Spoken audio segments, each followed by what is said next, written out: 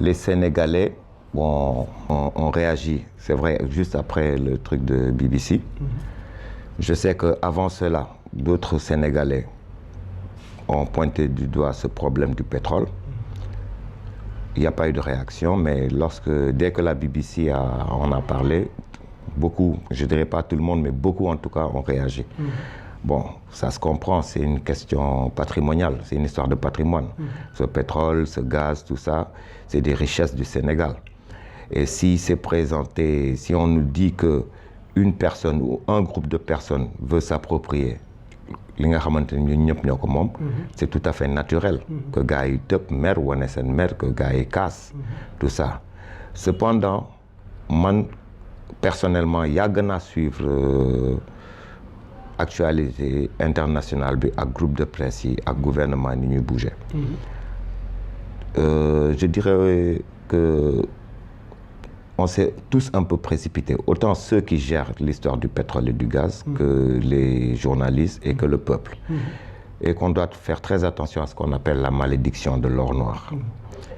Pétrole moom ñu bëri seetlu nañ ko fu mu feeñ rek yàlla nañ ci yàlla musal bu fa guerre amul coow bu bëri dina fa am. Parce que affaire xaalis la. Ouais, affaire xaalis la, mais ça dit pétrole aussi loolu peut-être que problème bi ngay wax la malédiction du pétrole mun nañ ne c'est juste en Afrique hein, parce que am na yeneen pays boo demee dëkku naar yi par exemple le Qatar. Ah non dëkku naar yi dañuy Arabie Saoudite xam nga pétrole la ngi fa et pourtant amul coow. Non, il revenait un peu en arrière. dëkku naar yi yàgg na am problème yooyu. yàgg na am problème yooyu. Problème pétrole. Problème pétrole, problème mu ressources kii nii lu tax exploitation des ressources. Ouais, bon, ça dit donc peut-être que vous yow di nga ma wax waxu Syrie. Mais Syrie, Iran, Irak, kii affaire bande de Gaza bi yooyu yëpp ay affaires yu si laxasu la. Entre Palestine ak Israël ak affaire yooyu tout nii. Ouais, mais je veux dire que y a d'autres pays nga xamante ne que aussi ñoom situation bi dañ koy gérer. Avec diligence. ma lay jox benn exemple par exemple ay Venezuela. am na dëkk yu bëri yoo xamante ne dafa riche en pétrole bi nga xam ne xoolal catastrophe yi fa am kii ne embargo yi leen gars yi di def. pression yi leen gars yi def parce que dañuy bëgg exploiter gars yi bañ. ñu waddal seen monnaie. dévaloriser seen kii yëpp tu ni donc c'est pas seulement sous forme de guerre. guerre bi du ay mété rek. yenn saa yi c'est une guerre économique. yenn saa yi c'est une guerre psychologique.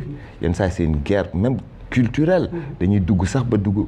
da ngay xool par exemple y am na dëkk yoo xamante ne gars yi duñ ñëw foofu di guerre ak ñoom mais dañ leen di jaxase ba seen entre ethnie ñuy rayante wala entre appartenance religieuse chrétien musulman kii ni déstabiliser pour après kii je ne dis pas que c'est le cas fii egguñu foofu yàlla bu ñu fa mës a egg mais je préviens et je crois que c'est mon devoir et votre devoir aussi que ñu wax gars yi d'y aller avec des pincettes si monsieur Sall Aliou liñ koy jiiñ xam nga man gisuma documents yi. On nous a présenté beaucoup de documents.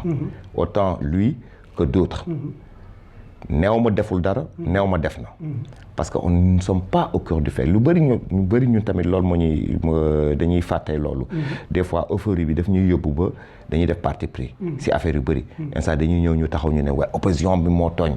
waruñu woon wax lii yenn saa ñu ñëw ñu ne pouvoir bi moo tooñ waruñu woon wax lii. ok nit naturellement dafay far.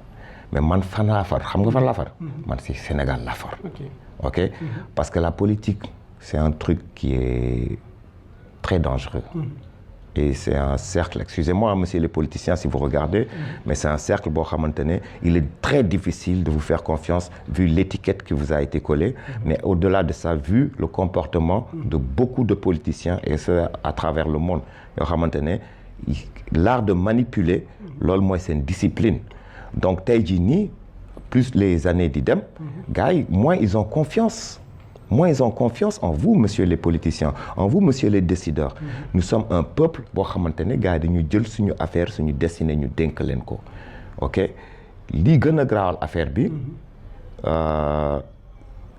si ni ma ko jàngatee mooy ne gars yu bëri suñu wax il parle pas de monsieur Aliou Sall en tant que responsable ci affaire boobu il parle de lui en tant que frère du président